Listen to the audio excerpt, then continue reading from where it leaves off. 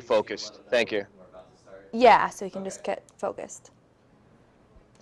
Mentally and physically.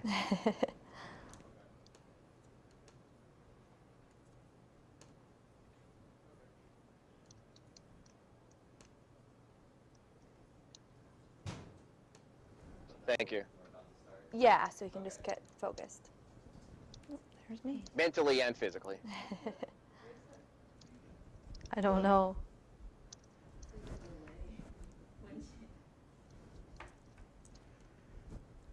Oh, the stream. Okay, never mind. Thank you. Yeah, so you can just get focused. I was like hearing. Mentally and physically.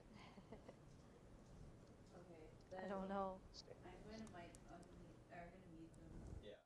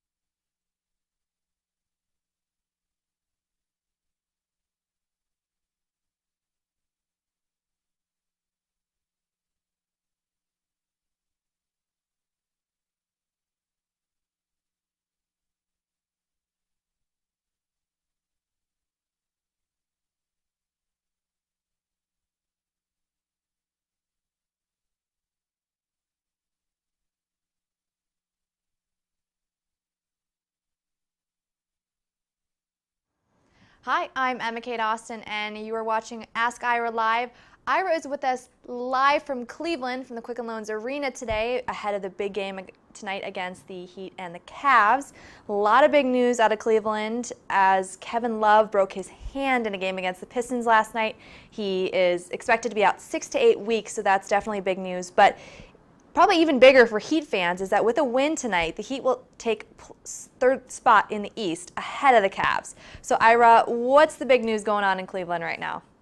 It's interesting, EmmaKate. You would think as much as a team that's looking to play for the #3 seed in the East, remember how low they were in the standings at the start of the season. But Eric Spoelstra said today at Shoot Around, it has to be about more than that. It has to be about the defense and growing as a team. I think the one thing they really want to avoid in this case is coming in and if they don't win the game saying, oh, well, that's not going to happen. Eric Spoelstra wants his team to continue to trend in the right direction. They have that right now. Even if it doesn't happen tonight against Cleveland, they know with John Wall injured in Washington, with Kevin Love, as you said, with that broken hand out, at least 2 weeks, more likely something closer to 2 months. They know that this thing is there for the taking. Home court in the first round of the playoffs, maybe even something more. That's amazing. Ira, did you think at the beginning of this season with this roster that third place in the East would even be possible for this team? You know, it's interesting, EmmaKate. At the beginning of the season, yes, because at the beginning of the season, you said to yourself, well, DeShawn Waiters is back. James Johnson is going to play as well as last season. Plus, you have a situation where Hassan Whiteside could play well, Goran Dragic could play well, get Kelly Olynyk. Then the season started. Then DeShawn Waiters had his ankle issues. Then James Johnson wasn't the same player. So, no, I would have said at that point, I don't see that happening. And now this team, just like last season, I mean, EmmaKate, how much is this like last year? They start 11-30 last year. Everyone's burying them, and then there's the revival. The difference this season is the revival happened early enough that you could see this team now making a move to a top 4 seed, I think that is very realistic. Absolutely. It's exciting to watch for sure. And another exciting event in the NBA season is the trade deadline, which happens February 8th. So we're just about a week away. And Ira, what is that period generally like in the NBA of that trade deadline approaching? You know, it's interesting, EmmaKate. When I initially wrote this script, I was going to tell you nothing happens in the NBA until maybe a day before, a couple of hours before the deadline on the 8th. And then all of a sudden, Detroit goes out and makes their trade for Blake Griffin. So I think it's safe to say that the NBA trading period has officially begun. I think you might see deals earlier than February 8th this season, because I think once the team makes the first move, all the other little dominoes start to fall. People ask me, but the Heat are playing so well, why would they consider a move? Because the one thing about Pat Riley and Andy Ellisberg, it's about more than just the moment. It's also about looking ahead and seeing what they will be next year, the season after. Salary cap matters, luxury tax matters. So I got a feeling by the time I'm in the studio next week, we could have a slightly different looking Heat team. Matter of fact, if you want to go and see what the Heat have done in trading deadline, if we can bring this graphic up right now, last season, no trade for the Miami Heat. They didn't make a move, but they were active each of the previous 4 years. Chris Birdman Anderson, that was a luxury tax move. The huge blockbuster deal for Goran Dragic 2 seasons ago, they still owe Phoenix 2 first-round picks. The year before that, again, another salary cap move, as it was for Dexter Pittman. So EmmaKate, I think it's interesting here. Will the Heat make a move with its salary cap, with its luxury tax in mind, or as we spoke about the open here from Cleveland, now that they're playing so well, might we see the Heat a little more than those other seasons there on this graphic, maybe playing for the moment?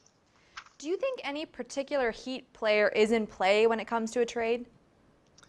You know, I think there are a couple of names, and the 2 names I bring up is, one, I think that there is Tyler Johnson, only because of the luxury tax. Crazy contract, because of the way it's structured.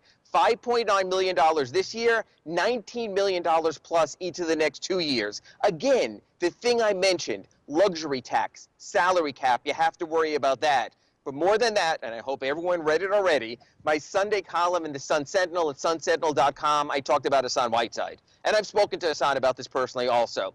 Look, the question is with Hassan Whiteside, not who he is or what he could be, but does he fit with this team the same way we initially thought? We've seen so many recent games when he doesn't play in the fourth quarter, and the Heat have found a way otherwise to win. So is he as maybe crucial to the Heat as he might be to another team? Then you have a game like Dallas, the huge game, 25 points. The Heat are blowing the lead. They bring Hassan back at the end of the game. They finish off the Mavericks. They find a way to win here in those lovely Miami Heat Vice uniforms. So I think that's what they have to weigh. They have to say to themselves, is he our $98 million franchise cornerstone? I don't know if I can answer that question. Or is he someone that could bring us greater value in a trade? And I mentioned in that column Kevin Love. Obviously, that's not happening now with the broken hand, but maybe someone like Harrison Barnes from the Dallas Mavericks, or maybe Milwaukee. We know the Bucks are looking to go big. You know, Jabari Parker is coming back. Could there be something there with Chris Middleton? I think for the first time since Hassan Whiteside 2 years plus ago signed that extension, 4 years, $98 million, I think he could be in play. And more than that, I think Hassan knows that he could be in his play as well. All right, Ira, I'm going to put you on the spot. Will the Heat make a trade by next Thursday's deadline? Yeah, EmmaKate, I think they will. I don't know if it'll be Hassan Whiteside big or Tyler Johnson big, but I think the Heat will try to do something to tweak this roster a little more, maybe make a move for a backup point guard. We've seen they've been playing Justice Winslow, Josh Richardson, Tyler Johnson, maybe get a little more veteran experience.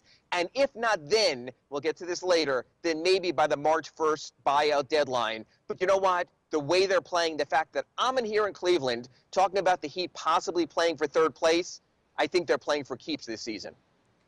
Yeah, I think that's a smart move at this point. They're playing really well. Let's jump into some questions from the mailbag now. Jack from Fort Myers says, every year teams pick up serviceable veterans cheap, Joe Johnson, Luol Deng, Birdman, without having to trade young players who this year are overperforming collectively. Do you see any on the horizon who could give the Heat a boost in the playoffs? Yeah, I do. I think the buyout deadline is going to be interesting, EmmaKate, and interesting from this perspective also. The Heat applied for a $5.5 million salary cap exception for Dion Waiters' injury. They're going to have money at the buyout deadline that a lot of other teams won't. They've used that before in that situation. Think, for example, of Mike Bibby. Not that it didn't work out in the playoffs, but they got another player there. So I think you have to look at the standings now, not just for the Heat, but what teams are falling out of the playoffs that you expected to be playoff teams? And might a veteran go to that team and say, hey, I'll give you a couple of $1 million back, easier for them to say than for me to say, and then maybe move on to another playoff team. So I think there's a real chance of that. I think you're going to see teams, when you get in that situation around the buyout market, March 1st, and remember, you must be waived by March 1st to be eligible for another team's playoff roster. Additional tinkering does this roster actually need? And can too much be too much? You're trying to bring in, work in Olenek and Adebayo, who weren't there last year. So what does it really need that much more work? No, I mean, that's a really good point, EmmaKate, for as far as you finally have Kelly Olynyk really fitting in well. You have Bam Adebayo fitting in well. You've worked on that center rotation. There still are times, though, you miss Dion Waiters, where you realize you don't have that closer, that guy who can get you a shot. For as much as the Heat have done mostly at closing time, there was that moment, Josh Richardson against the Kings, couldn't even get the ball to the basket. They didn't have a closer there. So I think more you're looking at a specialist, a ball-handling veteran point guard, maybe a defensive wing, and maybe a guy that you could bring cold off the bench and he can make a shot for you. So I agree, EmmaKate, more subtle than maybe substantial. All right. TS asks, when will we see Rodney McGruder? The Heat miss his defense and his three-point shooting. You know, it's interesting. We asked Erik Spoelstra that today. Rodney McGruder did not travel on the Heat's recent 5-game trip, but he's here in Cleveland, and he was working out on the court below me just earlier today. So we asked Erik Spoelstra, what's going on with Rodney? Is there a chance that he could be back sooner rather than later? Erik gave us a really good answer. He said, look, Rodney so missed being with the team that he basically begged, let me go back on the road, be with the guys. And that's what he is. I believe the Heat to a degree. I think Rodney is getting really close. He is working on hard footwork drills coming off that leg surgery in the preseason. You could see him just being so antsy. So when you ask me in the previous question, who can the Heat bring in? Can they move someone else into the mix? You know what? That player you move into the mix just might wind up being Rodney McGruder. I would not be surprised if you see him sooner rather than later. Remember, the thought was Rodney could be back as early as February. Well, February arrives this week. So how would Rodney fit in, and whose minutes might he take in that case? Yeah, that's the rub. I mean, right now you have guys playing well. Josh Richardson, a revelation this season. Tyler Johnson back from his ankle issue. Goran Dragic being mentioned, of course, for the All-Star game, for the type of season that he's having. But again, you can never have too much, even with Justice Winslow playing well right now. So might Rodney McGruder have the same role he had last season when he was a starter every game? Probably not. But can he contribute? Yes. The one thing Erik Spoelstra has shown, if you play well, he will find a way to get you in the rotation. All right. Terry writes, they should just put out all the best rookies and sophomores in the Rising Stars Challenge instead of World versus USA. Bam Adebayo could have made it from that perspective. Yeah, EmmaKate, I have a real issue from this, both on a basketball issue and a sociological issue.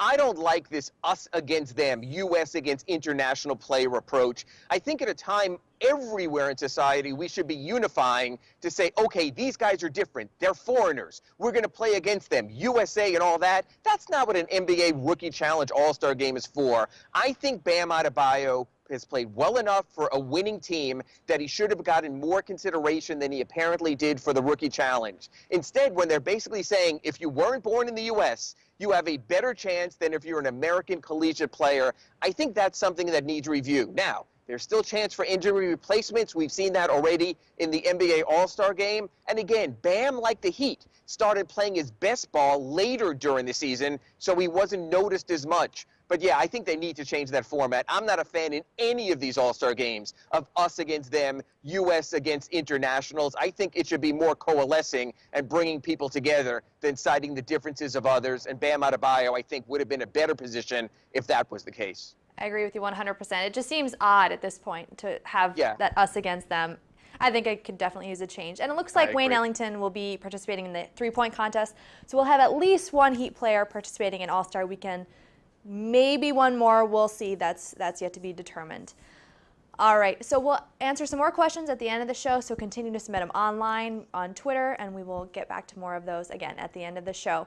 So like we've been doing every week, we're celebrating the 30th anniversary season of the Heat, and last weekend we took a look at the top 10 best trades of the Heat all time.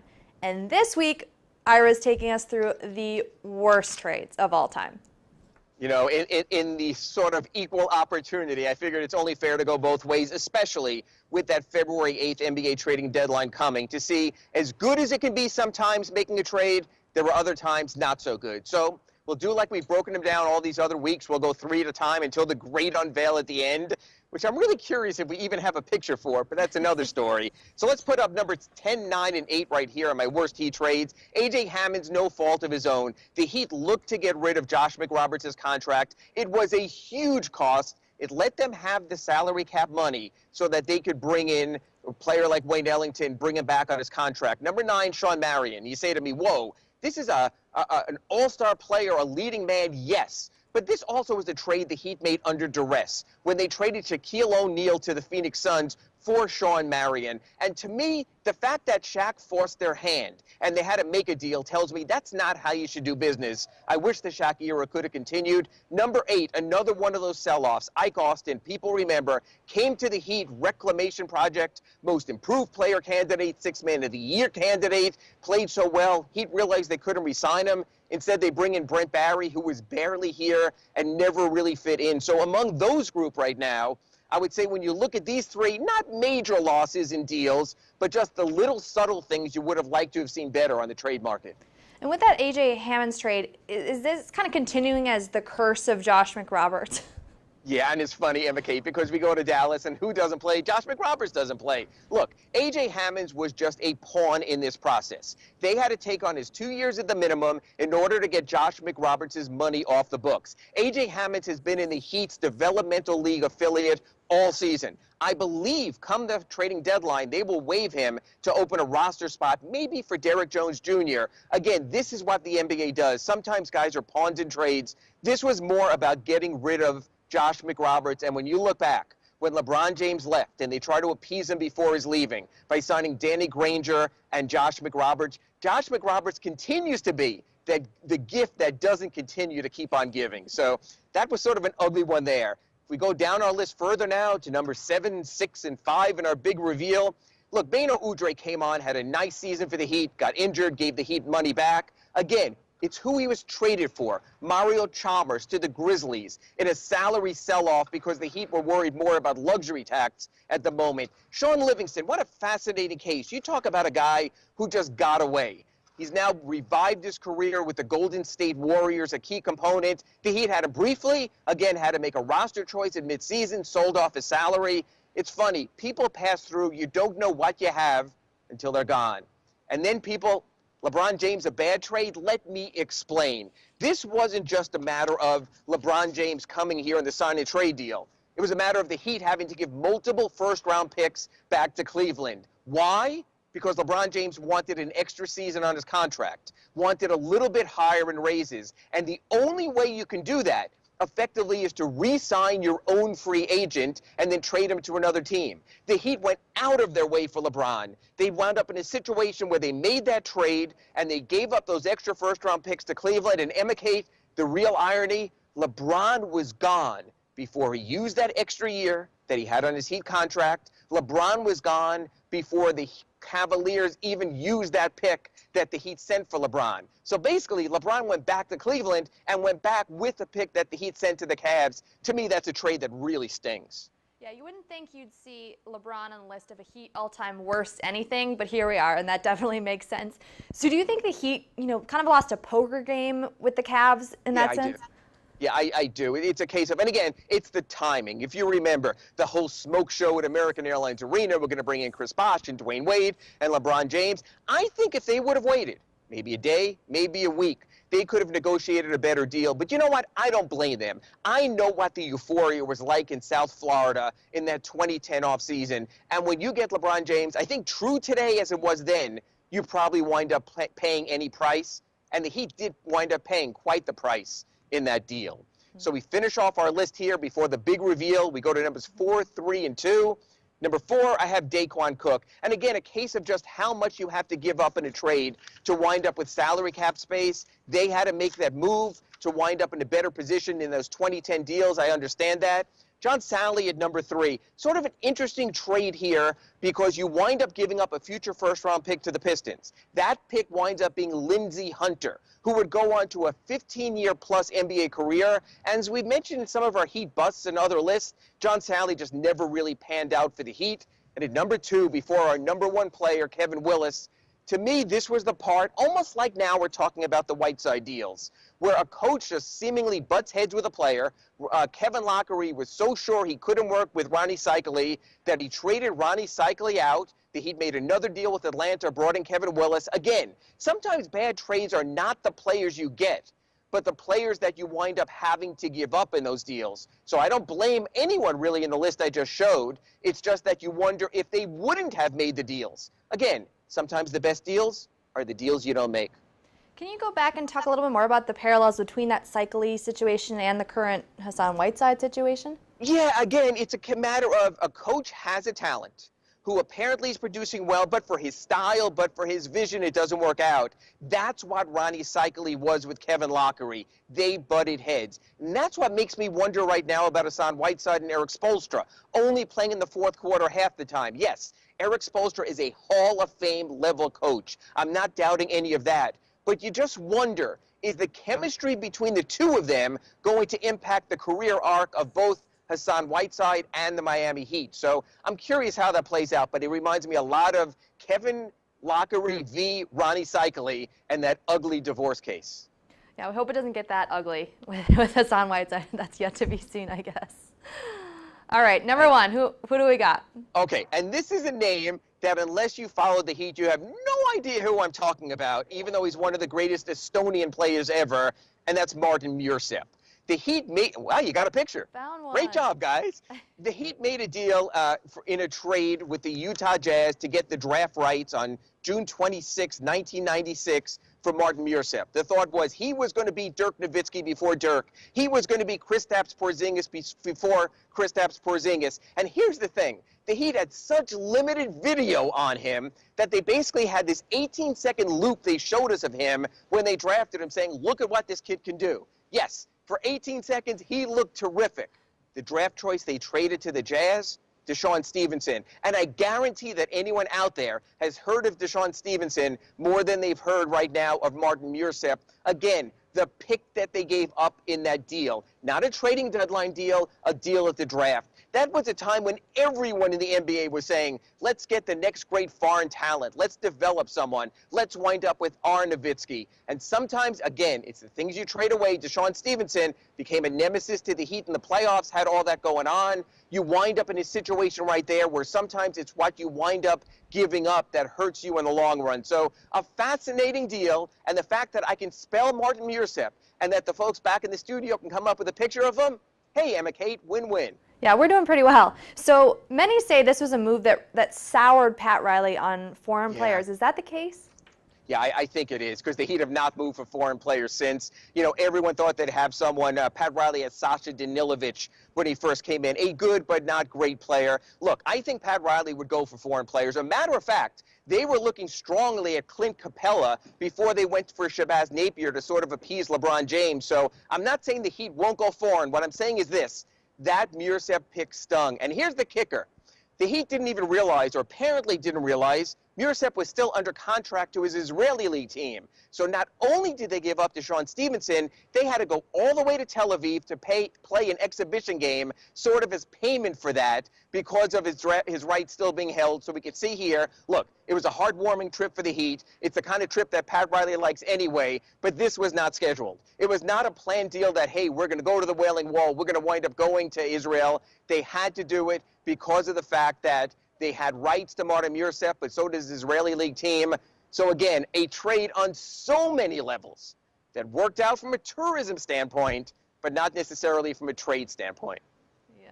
Nice little trip to Israel, but yeah, like you said, not planned. All right, Ira, thanks so much for those. Always a good time to look back at the history of the Heat. And now we're going to take some time to look at the future. Yes. So, Ira, what looks interesting to you on the upcoming schedule? To me, there's only one thing, and that's starting Friday in Philadelphia against the 76ers. It's really interesting, EmmaKate. We're at a point right now where the Miami Heat have already finished their season series, 4 games against the Charlotte Hornets, and have yet to play the Philadelphia 76ers once. And if you look at the schedule right now, you can notice that when you look at, if you have this graphic here of the Heat playing the Philadelphia 76ers, look at this.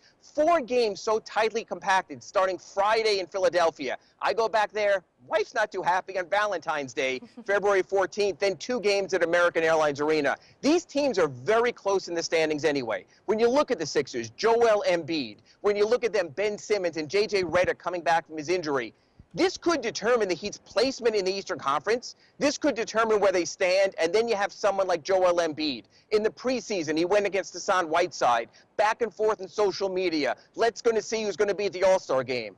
Well, we know now who's at the All-Star game. It's Joel Embiid, voted in by fans. And even today here in Cleveland, I asked Hassan Whiteside about that. And instead of giving any ground and saying, well, of course Joel Embiid is better this season, he says, Ira, it's all about social media. He has a better social media following than me. So I think it's going to be really interesting starting Friday in Philadelphia to see how these teams match up and how these centers match up.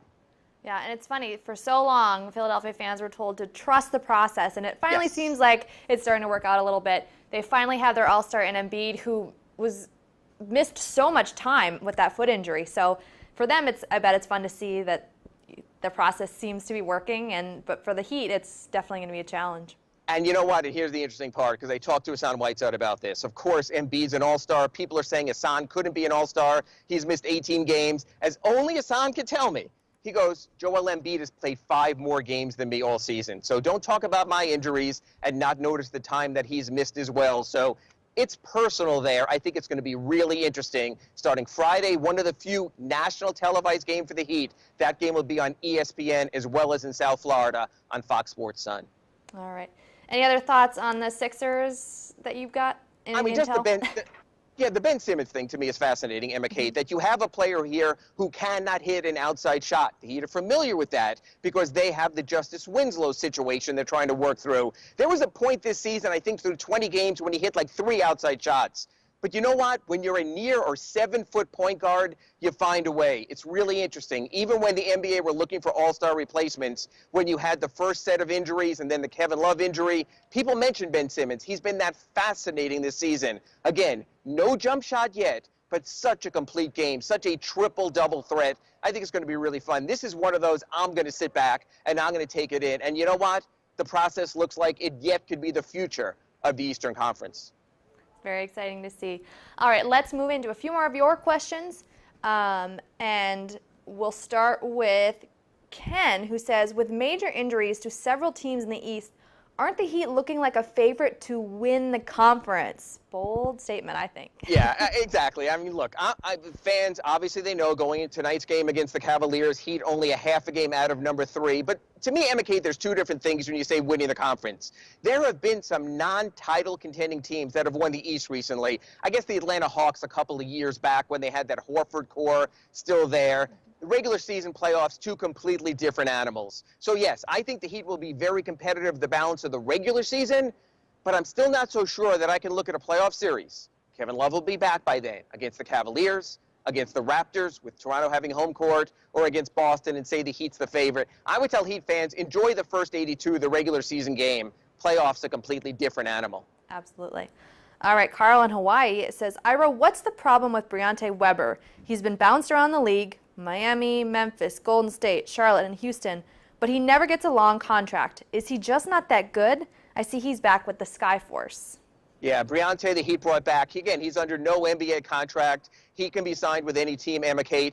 What an unbelievable dogged defender. Body on the ball, 94 feet, constant pressure. But it's like what I spoke about with Ben Simmons and even to a degree with Justice Winslow. In today's NBA, you have to be able to score, and Briante literally doesn't have a shot. I think he's the kind of player a winning team who says we need a specialist for 5, 10, 3, 4 minutes a game, that's where he's going to get a shot. And like I spoke about with the Heat, maybe the Heat gets to the end of the season and says, you know what? We don't want to wear down Goran Dragic, having to pressure opposing point guards like Kemba Walker. Maybe they wind up bringing in someone like Briante.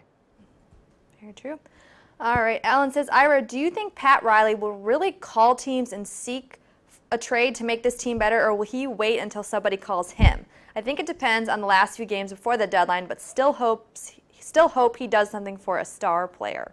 And again, it's really interesting because I think timing is everything. The trading deadline this year was moved up 2 weeks. Usually it's been around February 23rd or so after the All-Star game. The Players Association said, you know what, let's do our trades before the All-Star game. If guys do need to move cities like Blake Griffin, they have that period to get their lives in order.